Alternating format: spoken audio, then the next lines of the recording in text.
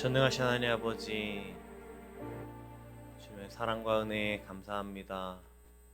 우리에게 호흡 주시고 생명 주시고 무엇보다 하나님 우리를 사랑해 주셔서 예배의 자리에 주님 앞에 나오게 하심에 감사합니다. 주님 홀로 영광 받아 주시옵소서. 주님 높임 받으시옵소서. 주님께서 함께 하심 믿사오며 사랑이신 예수 그리스도의 이름으로 기도합니다. 아멘. 우리 함께 찬송가 391장 오 놀라운 구세주 함께 찬양하시겠습니다.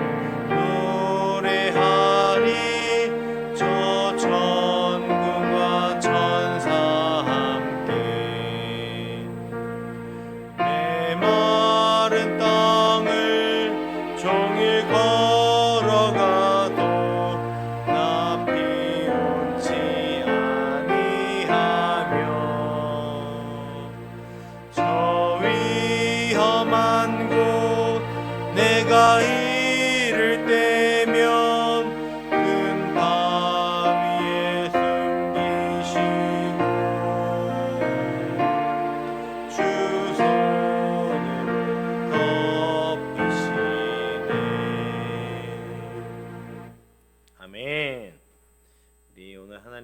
하나님께서 우리에게 허락하신 말씀은 에스겔 말씀입니다. 에스겔 30장 10절로 26절까지의 말씀을 함께 보시겠습니다. 에스겔 30장 10절로 26절까지의 말씀을 저와 여러분이 한 절씩 교독하신 후에 마지막 26절은 합독하여 읽겠습니다. 제가 먼저 10절 봉독해 올립니다. 주 여호와께서 이와 같이 말씀하셨느니라. 또 내가 또 바벨론의 느부갓네살 왕의 손으로 애굽의 무리들을 끊으리니 그가 여러 곳에서 강포한 자기 군대를 거느리고 와서 그 땅을 멸망시킬 때에 칼을 빼어 애굽을 쳐서 죽임 당한 자로 땅에 가득하게 하리라. 내가 그 모든 강을 마르게 하고 그 땅을 악인의 손에 팔겠으며 타국 사람의 손으로 그 땅과 그 가운데 있는 모든 것을 황폐하게 하리라. 나 여호와의 말이니라. 주 여호와께서 이같이 말씀하셨느니라. 내가 그 우상들을 없애며 신상들을 노 가운데에서 부수며 애굽 땅에서 왕이 다시 나타나게 하고 그 땅에 두려움이 있게 하리라. 내가 바로 바도라스를 황폐하게 하며 소안에 불을 지르며 노 나라를 심판하며 애굽의 견고한 성읍 신에 쏟고 또 노 나라에 끊으릴 것이라. 내가 애굽에 불을 일으키리니 신 나라가 심히 근심할 것이며 노 나라는 찢겨 나누일 것이며 놈 나라가 날로 대적이 있을 것이며 아이웬과 비베셋의 장정들은 칼에 엎드려질 것이며 그 성읍 주민들은 포로가 될 것이라.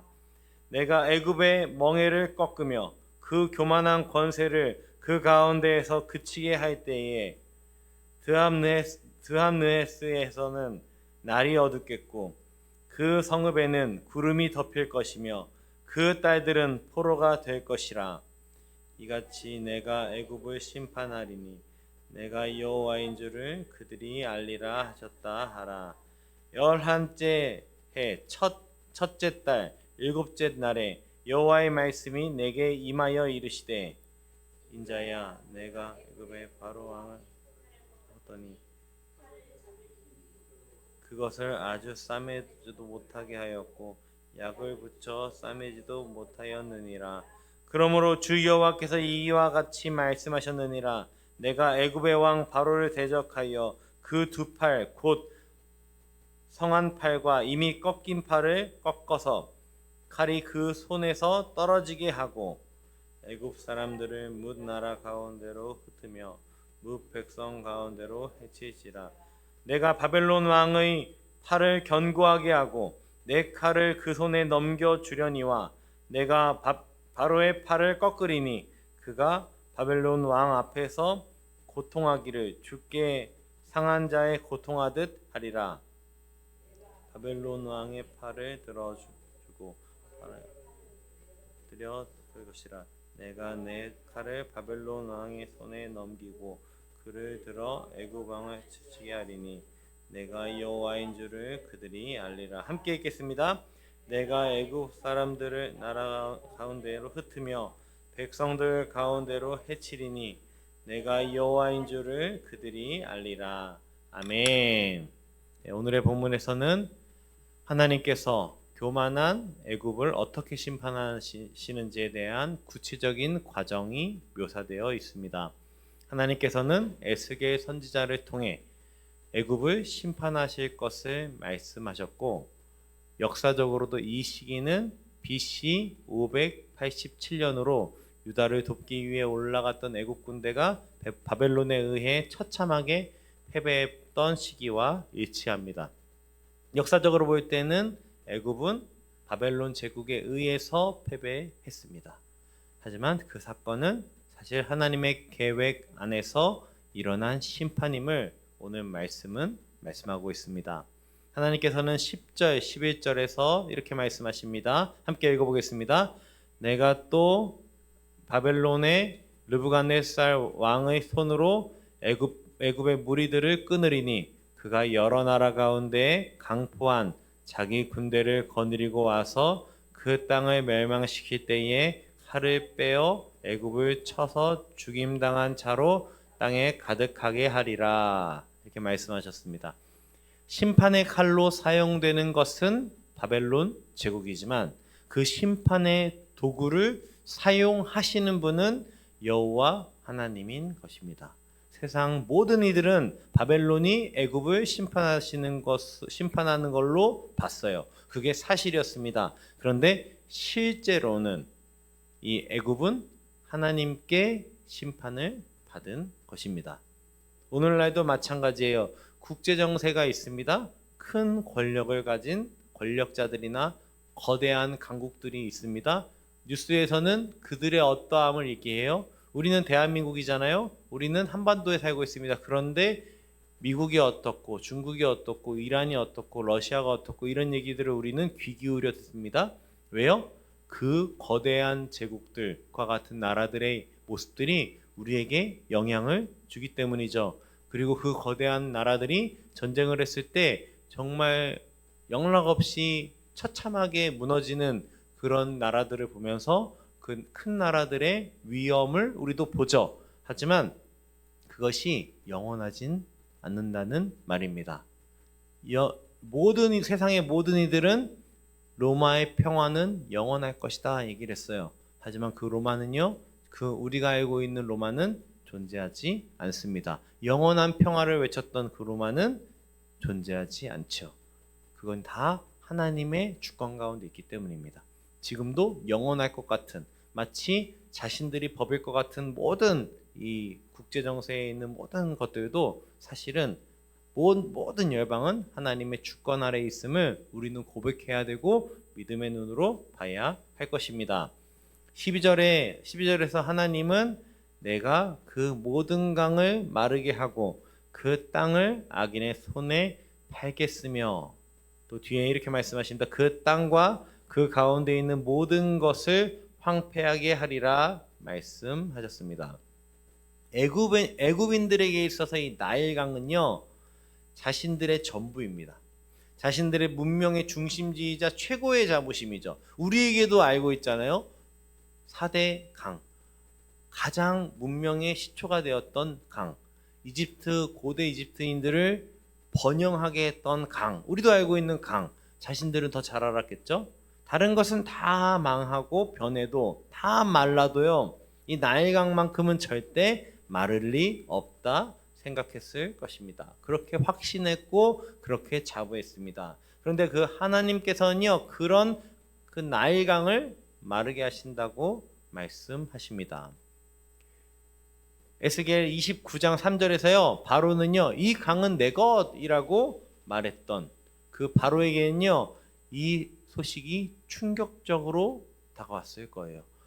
나일강? 절대 마를 일 없는 그 강이 마른다고? 애굽인들의 나일강처럼요, 우리의 삶에도 큰 축복이자 귀한 자산들이 존재합니다.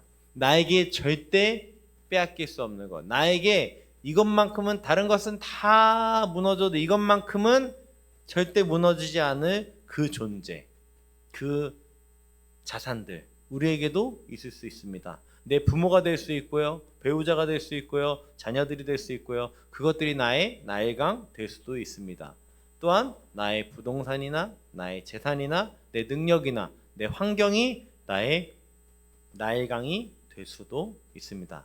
근데 그러한 것들은요, 우리에게 큰 축복이자 귀한 감사의 고백이고 자산인 것은 분명합니다. 하지만 그 나일강으로 인해서 우리의 삶이 하나님 앞에서 바로와 같이, 이 애굽과 같이 교만하여지고 그 축복으로 인해서 하나님과 멀어진다면 그것은 절대 축복으로만 끝나지는 않을 것이죠.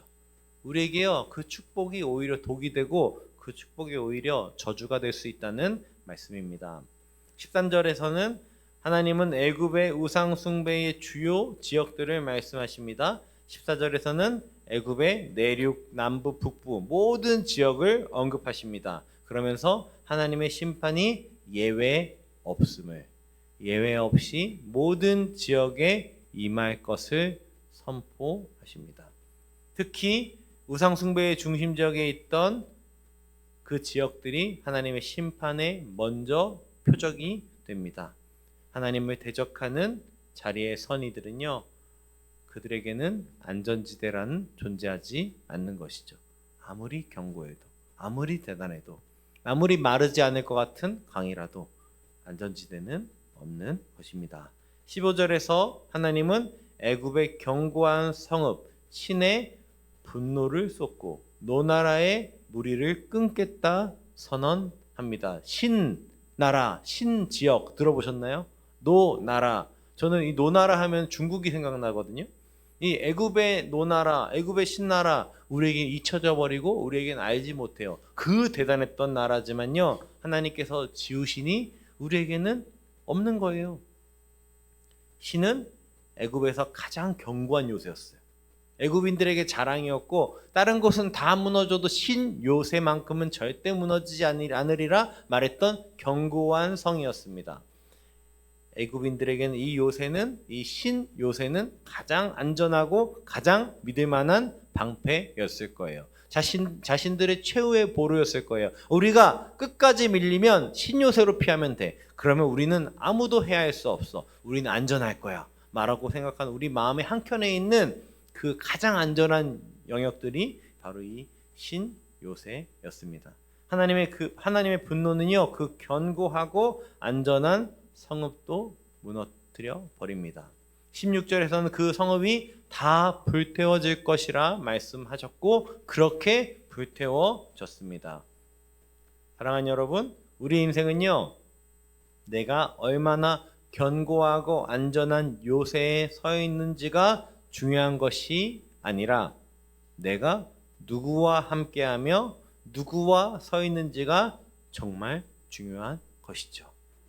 안전한 지대에 산다고 해서 안전한 것이 아니라, 안전한 지역에 살고 좋은 학군에 있다고 우리 아이들이 잘 크는 것이 아니라, 대단한 좋은 집에 살아야 우리가 안전한 것이 아니라 누구와 함께 있냐는 거예요. 그 대단한 집에 살아도, 그 대단한 학군에 살아도요, 하나님과 동행하지 않는 인생은요, 살얼음판을 걷는 인생인 거죠.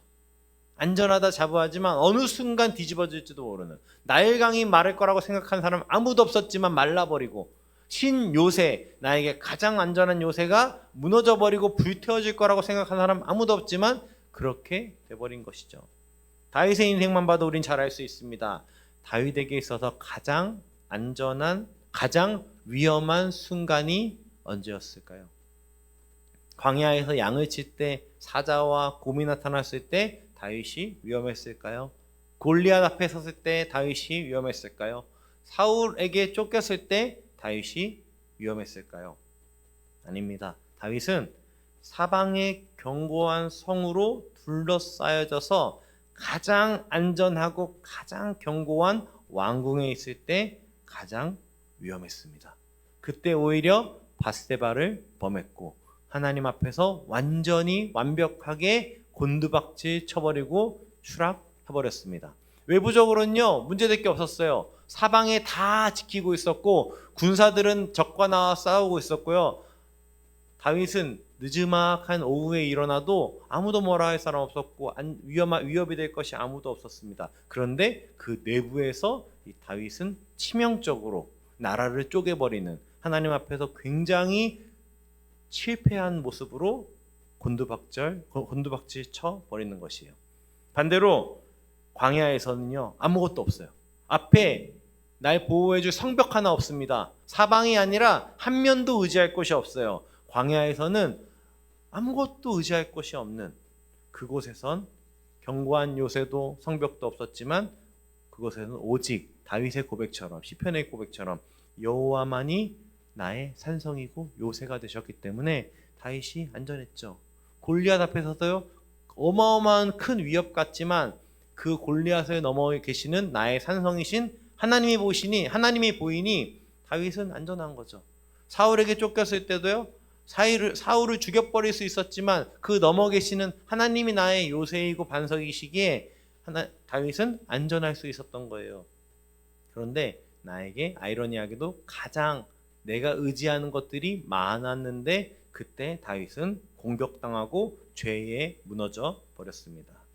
우리의 인생도요, 내가 세운 견고하고 안전한 성벽들을 의지하여 살아간다면, 우리에겐 다윗과 같이 사방을 의지하는 성벽이 없을지라도 내가 의지하는 나에게 이것만 있으면 내가 살아가겠다 하는 것들이 있다면, 또 그로 인해서요 하나님이 내 요새이자 산성이라는 고백이 나에게 고백되어지지 않는다면, 말뿐인 고백이 아니라 내 영혼에서 나오는 진정한 고백이 되지 않는다면요, 우린요 굉장히 위험한 상황에 놓여 있는 걸 수도 있습니다. 지금 내가 의지하고 붙들고 있는 대상이 누구인지, 나의 안전 자산인지, 보험인지, 내 주변의 지인들인지, 내 환경인지 우리가 점검해 볼 필요가 있습니다. 그러한 새벽 시간 되시기를, 그러한 우리 예배 시간 되시기를 소망합니다. 말씀을 마무리하겠습니다. 오늘의 본문은 애굽의 처절한 패배와 쇠락을 통해 중요한 메시지를 우리에게 전하고 있습니다. 첫째는 역사의 주관자는 여호와 하나님이시라는 것입니다. 19절에는 하나님께서 심판을 계시하는 목적을 설명하십니다. 내가 애굽을 심판하리니 내가 여호와인 줄을 그들이 알리라.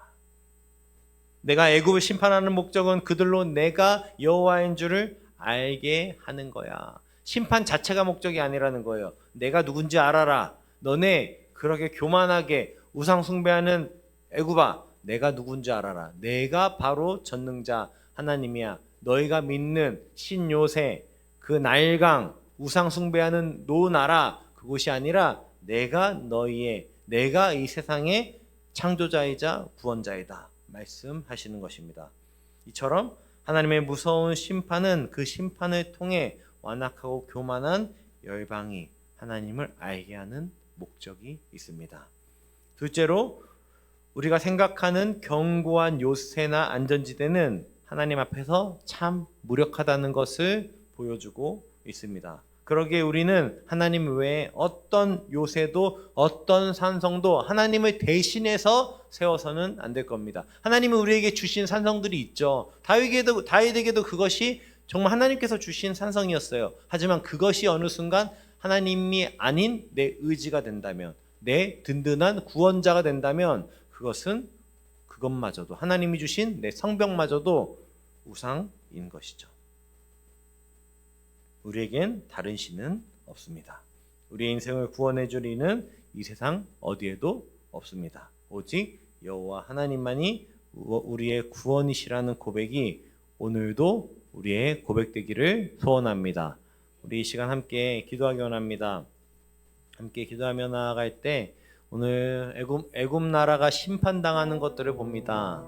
근데 이 애굽은요, 이스라엘 백성들이 자신들의 위기의 상황 가운데 놓여 있을 때 자신들의 구원자가 될 거라고 생각했던 게 이 애굽입니다. 근데 하나님은 이 애굽을 짓밟으시면서 이스라엘에게도 말씀하시는 거죠. 너희는 이 든든한 애굽을 너희의 구원자인 것처럼 여겼지, 하지만 이들은 너희의 구원자가 될 수 없다. 우리의 직업, 우리의 건강, 우리의 환경이, 내가 가지고 있는 이 자산이, 나의 기술이, 나의 능력이 나의 든든한 애굽처럼 여겨진다면 하나님은 우리에게 여전히 말씀하십니다. 너의 그것들, 그 생명, 그 건강 내가 하루아침에라도 걷어갈 수 있다. 그것은 너희의 구원자가 될 수 없다. 내가 너희의 구원자다 말씀하신 하나님 말씀 가운데 온전히 단독자로 서시는 우리 사랑하는 우리 기도 용사들 되시기를 축복합니다. 우리 더하여 우리 교회를 위하여 기도하기 원합니다. 지금 믿음의 항해로 미취학부 우리 친구들이 여름 성경학교를 끝냈습니다.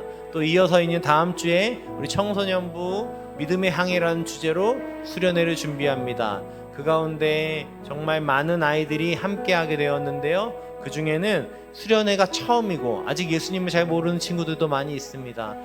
그들이 정말 하나님을 믿는 믿음이 그들 가운데 생기도록, 주님을 믿는 믿음 가운데 청소년 시기가 정말 주님의 자녀로 순전하게 걸어가는 귀한 시간 되게 해달라고, 또 안전을 지켜주시고 모든 오가는 충북 단양에서 진행되는데 그 오가는 모든 일정 가운데 함께하여 달라고, 또 이어서 우리 유초등부가 외부 집회로 쉐이커스 외부 집회로 또 장안대까지 가서 또 이제 진행이 됩니다. 그 가운데 아이들이 정말 성령 충만하여서 주님을 깊이 만나는 귀한 우리 유초등부 되게 해달라고, 함께 동행하는 모든 우리 스태프들과 함께 동행하는 모든 이들 가운데 안전을 지켜주시고 지혜를 주셔서 아이들을 잘 지도하고 잘 인도할 수 있도록 우리 다음 세대를 위하여 기도해 주시고요. 또 우리 여름사역 가운데 쉼을 누리고 있는 모든 교회 성도님들과 모든 일정들 가운데 함께하여 달라고, 우리 사랑하는 담임 목사님